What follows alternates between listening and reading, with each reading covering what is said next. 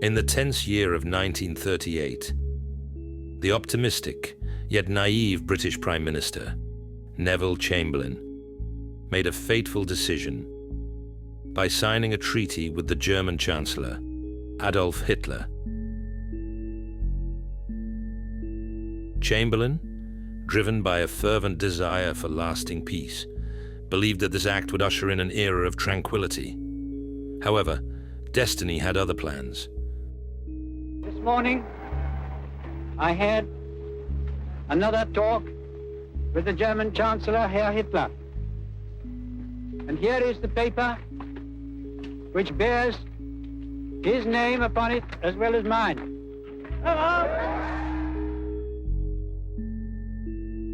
Despite his negotiations, war in Europe seemed imminent and irreversible.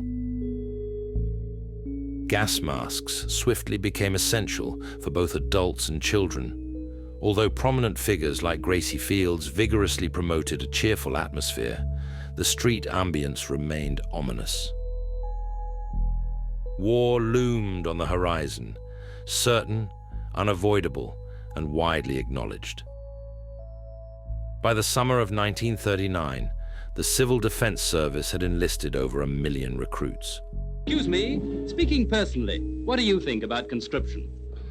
Well, personally, I think it's a very good thing for this country at the present state of world affairs. It's a wise move on the government's part, but I'm very doubtful of it. Conscription is a drastic measure, but conditions in Europe today call for drastic measures. Well, I think it's a fine thing. I've done my bit, and I think my sons will be only too willing to do their bit. Well, I don't mind joining up. I could do a new Sunday suit, a pair of daisy roots out of it. That summer stretched endlessly, a deceptive tranquility cloaking the brewing chaos. Friends exchanged laughter and light-hearted banter on the sun-drenched beaches, blissfully unaware that war loomed ominously on the horizon.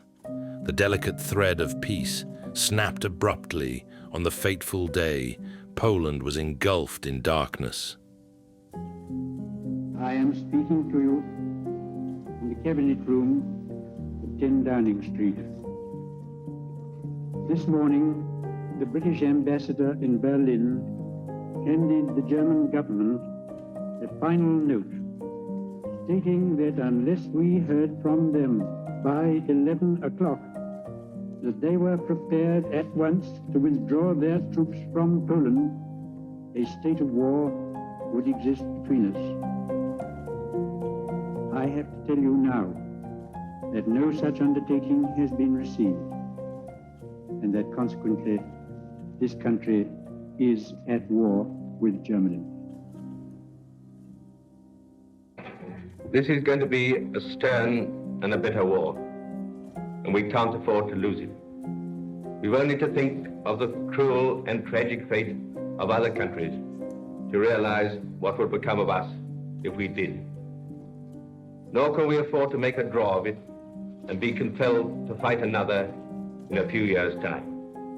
Civilization couldn't survive either a German victory or a Third World War. Let's make sure this time of bringing a lasting settlement and permanent peace back to the world. Distance. The German people must realize that the responsibility for the prolongation of this war and all the suffering that it may bring in the coming year is theirs.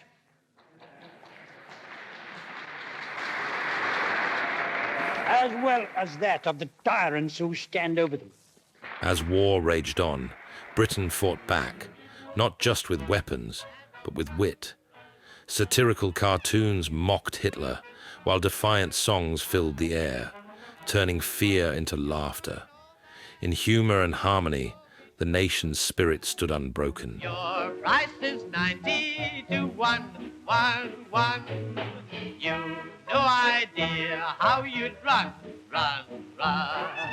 Seems such a shame you've begun, gun, gun. So cut your loss and pawn your iron cross. Oh, run, I don't run, I don't run, run, run.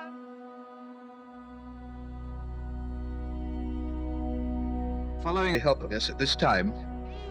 While war raged, the land girls labored in the fields, nourishing a nation and serving as the cornerstone of Britain's home front. Down on the farm, the land girls are doing their bit and a bit more, and you should see their calves. If you happen to be a calf in Ayrshire these days, you've got all the luck. These little pigs went to market, and after the grooming, the milking by special method. As you can see, business is pressing. As war raged, Britain held firm, its fields tilled, its spirit unshaken, and the Grand National thundering on. War has changed many things, but not the Grand National. It's the same old Aintree, the same paddock, the same rising murmur of the crowd. True, there are hundreds of men and women in uniform, but the spirit behind it all is the same. The British love of sport and fair play, the admiration of fine horses, the thrill of a gamble. The Grand National of 1940 is a symbol of our national life, a freedom to enjoy ourselves in the way we love best, a freedom that we are fighting to preserve. So come roaming with our cameras to catch the mounting excitement before the start of the greatest steeplechase in the world. In the stands, there are the Army, the Navy, the Air Force, and all the best people, while 30 of the best jumpers in the world parade to the start. They're all lined up, hearts are slowing down, and it's a perfect start. First to show their noses are Rockwiller and Royal Danieli, and the whole of the field goes over the first jump without a single fall. Over the second jump, it's Royal Danieli and Gold Arrow. But this is where McMuffet comes up for the superb duel with Royal Danieli that lasts almost 3/4 of the race. At the canal turn, Royal Danieli and McMuffet hold their partnership, and still the jumps seem to have no terrors for the runners of 1940. And now they're thundering round the bend and away for the second time. McMuffet, Royal Danieli, and the third horse is Gold Arrow. At Beecher's, there's a spot of bother. Already behind Royal Danieli and McMuffet, there's one riderless horse. And now on the right of the picture, another jockey goes down. But his horse jumps up and gallops on. The other horse without a rider is up with the leaders. At the canal turn, you'll see him cross over right in front of Royal Danieli. It takes Royal Danieli back at least 2 lengths, and maybe it costs him the race. Round the turn to the stands, McMuffet looks the winner. But at the last jump at 1, Royal Danieli falls, and Bogscar comes up to take the lead in the final dash. Bogscar is leading McMuffet by 4 lengths, with the riderless horse still out in front. So Bogscar wins the National for 1940. And most people seem to think that Bogscar's odds of 25 to 1 are very nice too. Bogscar was ridden by Sergeant M.A. Jones of the RAF. No wonder he grew wings. Britain's spirit endured, not only in the Grand National, but on the football pitch too. First Lord of the Admiralty, Mr. A.V. Alexander, greets the teams. Blackburn Rovers in the quartered shirts and West Ham United with the light sleeves on the left. You'd hardly know it was wartime except for the late kick-off and the mighty cheer that goes up when they see some of the wounded boys of the BEF. The kick-off is at 6:30. West Ham are expected to win and they hardly disappoint their fans. Right from the start, they seem to have that little extra brilliance which puts them just on top of the hard-working, energetic Blackburn Rovers. But right from the start, it's a grand game. But always there's the threat of one of those West Ham drives breaking through. And after 35 minutes, one does to put West Ham 1 up. In the second half, Blackburn get in some superb spells of attacking. And once or twice they come very near to getting an equalising goal. But West Ham hold their advantage. And the first cup final of this war comes to the usual roaring end, with Mr. Alexander presenting the cup to West Ham United. As sport thrived, so did the need to train firemen, Britain's vital defenders during the Blitz. Come on, Steve. You know they have their own way of going to blazes at the zoo. And the men of the firefighting unit show just how they get down to the job. And before you have time to say hippopotamus, they're getting a cooler on the map in Terran. Hey, free drinks, and the penguins simply jump for joy. But the fellow who gets off best is used to taking plenty of water with it. As firemen fought the flames, entertainers stepped onto the stage, bringing hope and laughter to the troops on Britain's home front. Arthur Askey and Stinker Murdoch, Jack Hilton and Gracie Fields. What a program! Am I standing in a hole or are you on horseback? Well, if it's going back to old jokes you want, what about this? Ladies and gentlemen, once again Bandwagon brazenly presents Chestnut Corner.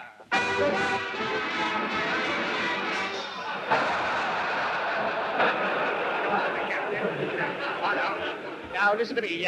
Where do the motor horns come from? China. What part of China? Hong Kong. Who is that lady I saw you with last night? That wasn't a lady, that was my nephew. He walks that way. As stars lifted spirits, bombs rained down, testing Britain's resilience. Britain gets another foretaste of aerial attack. This time Nazi bombs are dropped on a northeast coast town. But fortunately, again, there are very few casualties. 8 civilians are wounded. The first bomb casualties in England. One little girl slept right through the raid and woke up afterwards to find her bed littered with pieces of a bomb. Here she is. The Germans have made another of their typical attacks on unfortified positions, a poultry farm in Sussex. But you have to admit that this one was a Nazi bomber in difficulties with our fighters and anti-aircraft guns. So in order to make a quicker getaway, he dropped his bombs, and they landed on the chicken farm. And now Pathé Gazette presents an exclusive interview with some of the survivors. When you hear the sirens or anti-aircraft guns, you must get under cover at once. You must not stand staring up at the sky. That's the most dangerous thing to do. Take cover at once. But there's no need to rush. If you take things quietly, you will prevent panic in others. If you're within 5 minutes of your home, go home. But keep away from the windows. Never forget to carry your gas mask. Always remember to see that your blackout is as black as soot. The Browns at home. Suddenly, the alarm. Enemy aircraft are here, but the Browns are prepared to tackle the worst. An incendiary bomb hits the house. It burns very violently for the first minute, but after that it can be tackled. Brown goes to ascertain the damage and sends to Smith next door for the pump they share. There is no panic. Miss Smith arrives. Brown decides to operate the pump away from the heat and smoke. Note how Miss Smith keeps as near the floor as possible and plays a jet of water on the heart of the fire to get it under control. Brown Jr. calls the fire brigade just in case. 3 or 4 families can club together to share the cost of the pump. Now the spray has done its work, the bomb is almost out. Miss Smith finishes off the job. By being thus equipped to deal with the emergency, these people have saved their houses and perhaps their lives. You can do the same, and it's up to you. In the darkest days of war, every scrap mattered. As the call went out, ordinary men and women cleared their kitchens, donating pots, pans, and anything metal, all to fuel the fight above. It's the charge of the Light Brigade, but this time Mr. and Mrs. John Citizen are charging into centres all over England with their light metal aluminium, which is so urgently required for aeroplane construction. The boys and girls of the village of Copdock are pioneers in national service for the younger generation. The Youth Committee of the East Suffolk Education Authority intend to enroll boys and girls between the ages of 14 and 20 for the valuable work of collecting scrap metal. This experimental service squad are on their metal with a house-to-house canvass for scrap. And from these early efforts may grow a vast scheme embracing the whole country. So once again, youth takes a bow.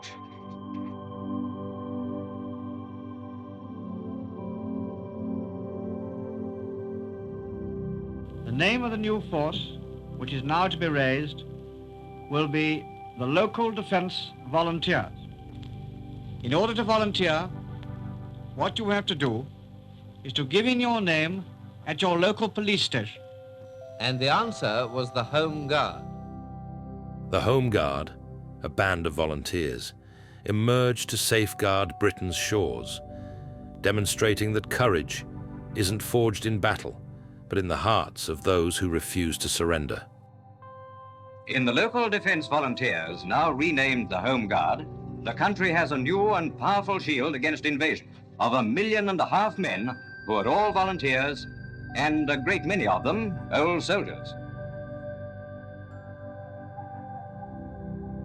Their orders, and this is something on which there has not always been clear understanding, are first of all to observe. You are a new corps, a corps with its traditions to make. But you have already got your motto, and your motto is, kill the Boche. Their duty is to keep contact and shoot if and when they are sure of a kill. That is the second task of the Home Guard, to shoot when they are sure of a kill. You may have the luck to come in contact with the enemy. If you do, one of your duties is to shoot when you see a sitter, and shoot to kill. Halt! Who goes there? And to the challenge comes the answer, the King. His Majesty then produces his identity card for inspection by the vigilant Home Guardsman. This is the human story of the King's arrival at Woodford, Essex, when he inspects 2,000 men of the local defence volunteers. Over 80% of these volunteers are ex-servicemen and therefore well able to give a good account of themselves. This enthusiastic citizen army comes under the command of Lieutenant General Sir Alan Brooke, the new CNC of the Home Forces. Perhaps one of the most important responsibilities of the Commander-in-Chief will be that of coastal defence, pictures of which we now show you for the first time. From concrete and steel emplacements, the guns of Britain point a warning to the European gangsters. These pictures give only a small idea of how the Coastal Defence Force will deal with an invader. We leave it to the guns to tell their story in more eloquent language than words.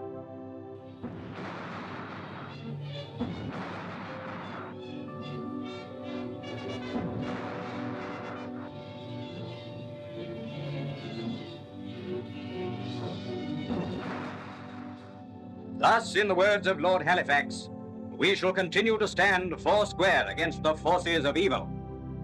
Hitler's propaganda campaign of releasing leaflets on British soil was meant to spread fear. Still, Britain saw them differently, turning paper intended to sow terror into a symbol of defiance and ingenuity. Hitler makes a contribution to our waste paper campaign by giving us our first leaflet raid.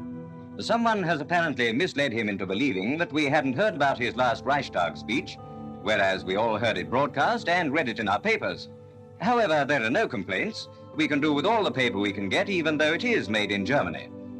There are various uses to which Hitler's leaflets may be put.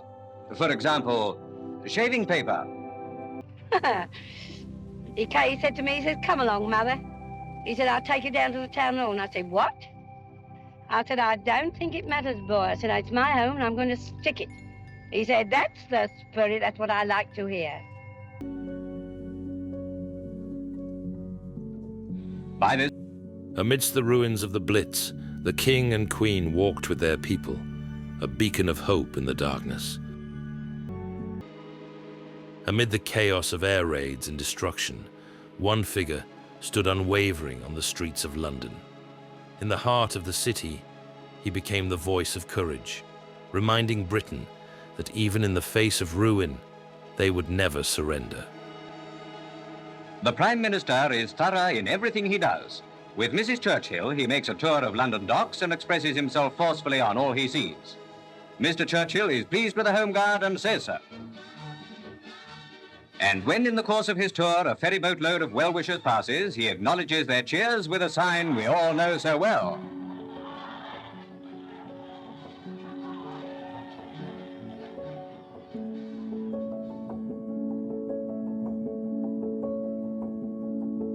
We've become quite used to seeing scenes like these nowadays, but nevertheless, after Hitler's wreckers have been at work on our homes, you'll find plenty of Churchill's builders immediately setting about the job of patching up and rebuilding. Mornings after the raids before sees bungers up of bomb-owls, their bomb-owl bunger-uppers, on the job, filling in those empty window frames which are so drafty these days. And while I think of it, as Bert knows how to repair splinter holes, he'd better take a look at Bill's pants.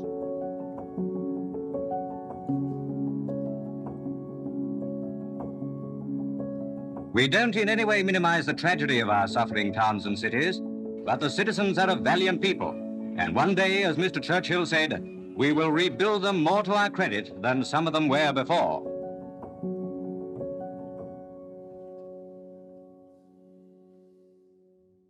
And in the midst of our tribulation, we are finding our way to a new social order.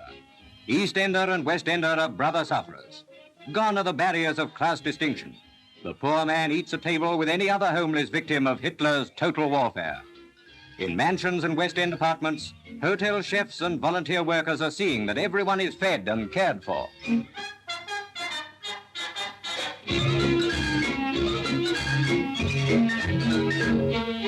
A sleeping space where once were squash courts, ballrooms are now bedrooms.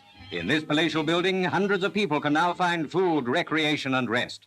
This is the London which is indestructible. Wreckage of this bombed house, Patrick King burrowed his way to rescue the blind occupier, Miss Wilson. He's the first civilian to be awarded the George Medal. The decoration is also awarded to 19-year-old Sonia Straw, who helped to save the lives of a dozen people. Wren's masterpiece received a direct hit when a bomb smashed through the east end of the cathedral and demolished the high altar. The Mother Church of the Empire was twice made a target. And these are the men who saved St. Paul's Cathedral. Sapper George Wiley, first to find the bomb, and Lieutenant Robert Davies, commander of the bomb disposal squad, by their high courage win the coveted George Cross. Amidst the chaos of war, there was a place where soldiers could escape, if only for a night. Under the glow of chandeliers and the hum of lively music, servicemen found solace and strength in one another's company. Here, joy and camaraderie flourished, a reminder that even in the darkest times, there was room for celebration. The other night, Smiths, Brown and Jones lost their homes. Early in the morning, the Smiths came out of their shelter to look at what had once been ivied in. Their home these days is next door to the chickens.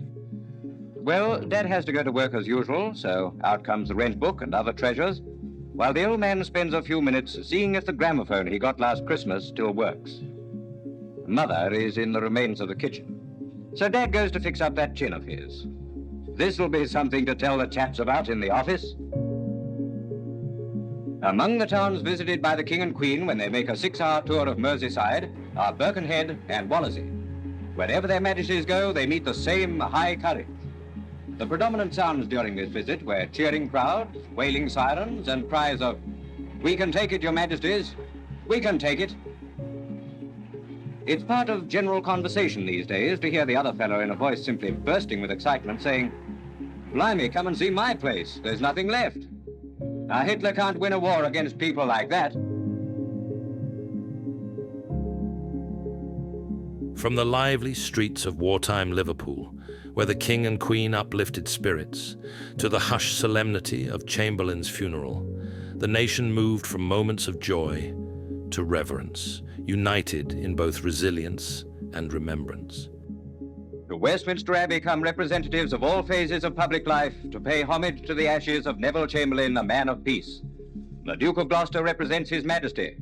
Mr. Churchill, who succeeded Mr. Chamberlain as Prime Minister, joins his cabinet colleagues in mourning the loss of the man who sought peace to the limit of human endurance. So a true Britain passes. A man of peace has found the peace which must come to us all.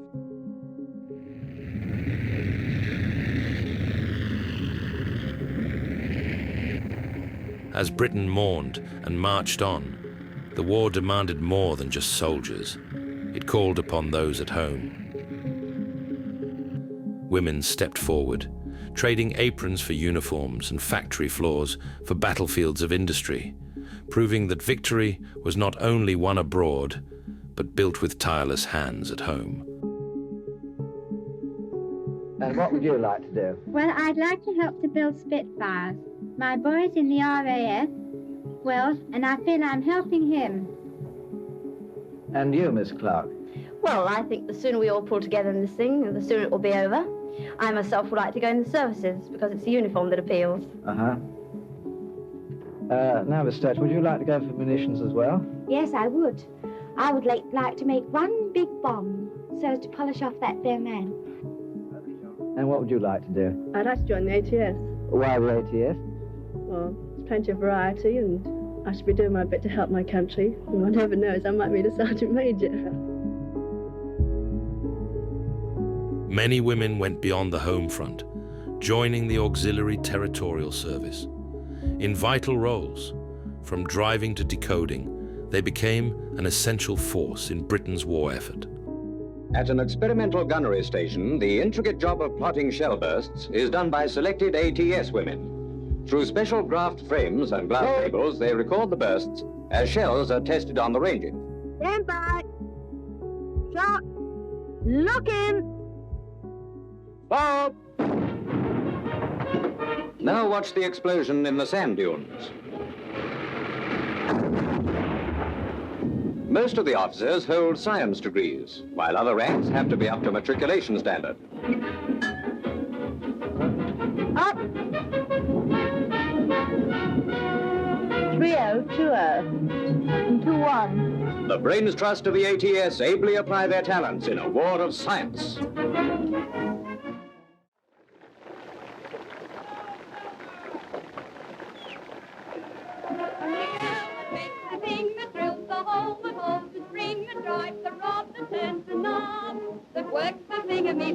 I'm the girl that makes the thing that holds the oil that oils the string that drives the shank that moves the crank that works the thingamy-bob. It's a ticklish sort of job making a thing for a thingamy-bob, especially when you don't know what it's for. But it's the girl that makes the thing that drills the hole that holds the ring that works the thingamy-bob that makes the engine roll. And it's the girl that makes the thing that holds the oil that oils the spring that works the thingamy-bob that's going to win the war. Taking a driving course at a training center is Princess Elizabeth, second subaltern ATS. She has been learning to drive and maintain all types of motor vehicles. When the training center was visited by the King and Queen and Princess Margaret, they found Princess Elizabeth in overalls working on the engine of a Red Cross lorry. Setting a strong example, Princess Elizabeth's involvement in the ATS demonstrated that no one was above the call to serve, proving that service to Britain knew no rank. After watching other girls at work, the King returned and jokingly asked the Princess, "Haven't you got it mended yet?" The Princess Elizabeth, honorary second subaltern, ATS, is now a competent mechanic and proud of the fact. Today we present dramatic pictures of the war on the home front. Pictures of men laboring night and day, producing the shells for our artillery. And if you think they've got a cushy job at home, you'd better think again. They work in the smoke and roar of great factories, which until recently were producing motorcar parts or textile machines. And their job is hard and nerve-wracking. It has to be seen to be believed. Obviously, technical description is impossible, but I can say this much, that already our production of shells has passed all records set in the peak years of the last war.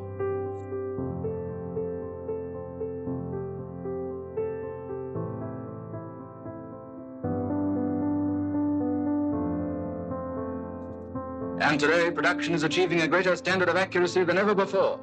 Every shell goes through a whole series of tests to give still more attacking power to the guns that are blasting away for our freedom. The factories stood as the ominous engines of war, their very existence attracting the relentless gaze of bombers. Women across the nation resolutely stepped into the roles vacated by the men dispatched to fight on distant shores. And here for your edification is the bit that hurts. Something tells me it must be lunchtime. The factory canteen caters for hungry appetites and the serving hatches do a roaring trade. Over the tables, they can't hear themselves talk for chatter. But they'll go back refreshed and ready for deeds, not words. The materials are cut to pattern by ingenious electric shears. To avoid dullness and ended tendency to look alike, some of the utility frocks can be made in 10 different materials and 12 different colors, 120 variations in all. The austere authorities allow the utility dressmakers 50 models a year. And as a result of careful production, they can all be made at less cost than before the war. Machining the material is simplified by the ban on pleats. There must be no more than 2 box or 4 knife. Yes, and no more than 160 inches of pin tucking, ladies. Making the buttonholes. Buttons are limited to 5. Reinforcing the seams for hard wear.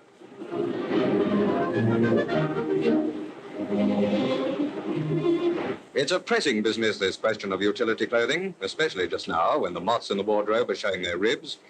But they won't get such a luxurious meal in future. For besides that little matter of pleats, pockets are limited to 2. A buyer inspects the range. You can see the great variety of materials in the finished dresses, just a few of the many possible. And here are some of these utility features. A rip-proof seam, reinforced shoulders, round buttonholes, and so on. In spite of restrictions, these dresses are most becoming. As you watch these mannequins, no doubt you'll be impressed with the distinctiveness of each model. You might have expected that mass production look, but designers and makers between them have met the demand for economy without sacrificing anything to style and fashion.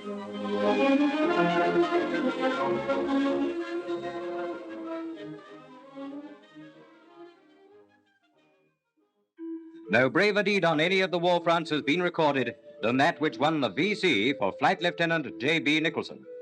With multiple wounds and his plane ablaze, he power dived and shot down his opponent before bailing out.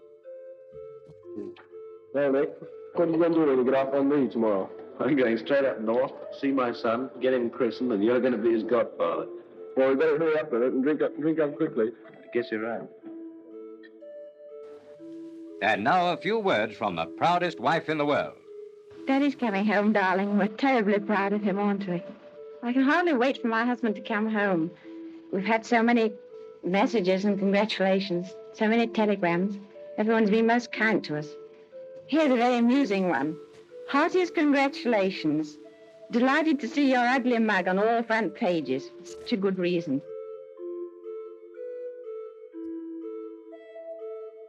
The martyred city of Coventry. Amid the wholesale wreckage of a noble city, crushed by the force of hundreds of tons of bombs, the steeple of her one-time beautiful 14th century cathedral looks down on a scene of indescribable desolation.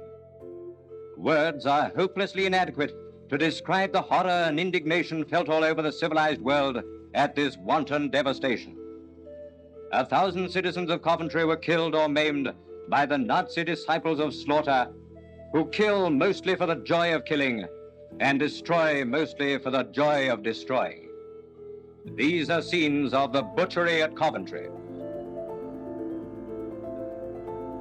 Even amid destruction, death, and despair, the spirit of Britain remained steadfast, unbroken, resolute, and determined to persevere. Hastening to be with his people of Coventry in their hour of adversity, the king was an inspiration to the stricken but courageous inhabitants. They came through the ordeal magnificently. This is their greatest hour. The courage of Coventry is an example to the whole world. The cities of Great Britain salute their brothers in this hour of tribulation, but not defeat. On the highest prominence of the cemetery of Coventry, 172 murdered people are laid to rest. As family mourners file to the one great grave and bow their heads in prayer, bestial raiders drone overhead in this hour of their deepest sorrow. But none of them raise their eyes to this grim reminder of the unholy massacre. This is no place where evil may intrude. Coventry mourns. How shall we rank thee upon glory's page, but by the name of martyr? This tragic scene once more brings home to us the necessity for exterminating the perpetrators.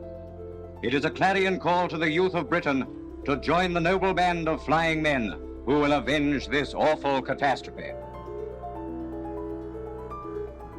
An eye for an eye, and a tooth for a tooth. These are not Hollywood sound effects.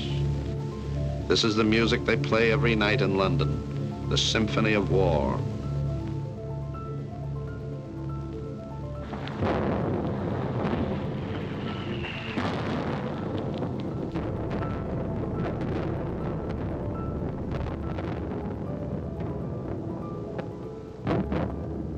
As the haunting wail of air raid sirens filled the night, families hurried to their shelters, seeking refuge from the danger above. There she goes. That objectionable young person whose voice we know so well. And there go the Smiths to spend another night in their family shelter, listening to the all-too-familiar concert. Chilly, uncomfortable, everybody getting temperamental. That one was a bit near. But there's no need for anyone to be so uncomfortable. You'll find in your letterbox a small official booklet which tells you how you can make your shelter much more comfortable. Don't have any oil stove or brazier in your shelter. This little device will give you all the warmth needful. Just 2 flower pots and a candle. Dress warmly before you go to the shelter. Don't risk getting chilled. Take your money with you and any important papers. A cup of tea and a biscuit just before turning in, and now to spend a comfortable night undisturbed by the blitzkrieg.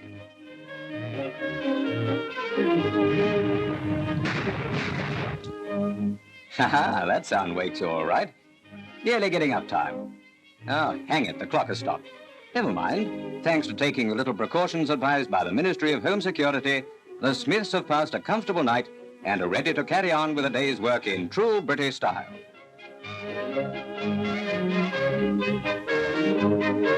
Now read this booklet carefully. If you follow its quite simple instructions, your health and comfort under difficult conditions will be assured, and perhaps like Father, you may turn over for an extra half-hour snooze.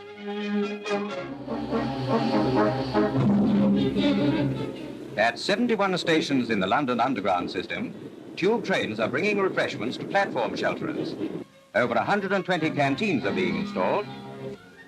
There may be a blitz going on hundreds of feet overhead, but down below, tens of thousands of shelterers are going to make short work of 250,000 cups of tea and cocoa, to say nothing of buns, cake, apples, and chocolate.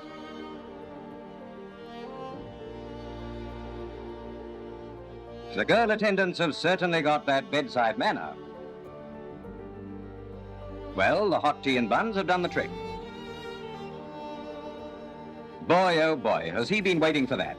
Now then, Grandma, wake up or you'll have night starvation.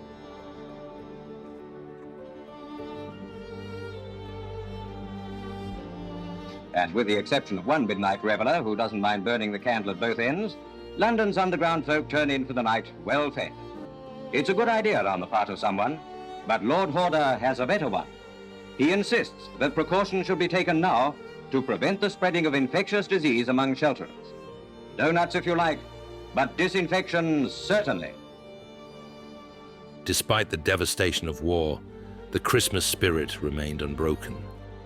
Once upon a Christmas, a very good man would come down the chimneys laden with toys, but this year he walks among the ruins of many homes, the work of an evil being whom no one loves. Hello, there goes the alert. You see, the kiddies have organized their own spotting system. Into action go window watchers and chimney spotters, because Santa Claus has arrived. Soon the whole district is alive with excited boys and girls. But here he is, the old darling, and his toys aren't rationed. They knew Mum and Dad were wrong when they said there mightn't be a Father Christmas this year. At last, something to play with. Good old Santa Claus. Cool, Mum. Now we can have a Christmas tree with lights on and everything. We mustn't forget the blackout, though. It'll be a nice Christmas if it doesn't rain.